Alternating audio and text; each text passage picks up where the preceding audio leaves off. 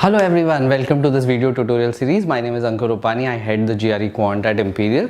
We've been into training and counseling for several years now, helping students prepare for GRE, GMAT, SAT, TOEFL, IELTS, and helping with the application process and sending them abroad. Alright guys, hope you are enjoying all these interesting questions and also looking at the speed and the time that you're taking to do the questions and understanding the way I am doing it so that you can solve that very fast. So now here's a question. The difference between a 4-digit integer and its reflection must be divisible by which of the following? These are the options.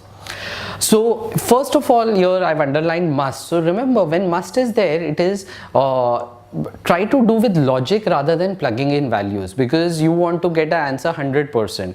If you plug in some values, you may get an option, but then it may not be the correct answer. Maybe some other option is also correct for some other value that you are plugging in.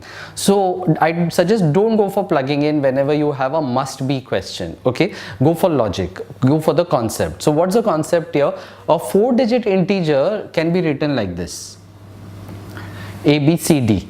Now D is in the units place, C is in the tens, B is in the hundreds, and A is in the thousands. So let's expand this. So we can write like this: 1000A plus 100B plus 10C plus D.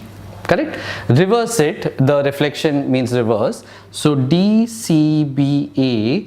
And if you open this up, you'll get 1000D, 100C, 10B plus A.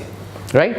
Now the difference between the two. So 1000A minus A, which will be 999A, 100B minus 90B, which will be 90B,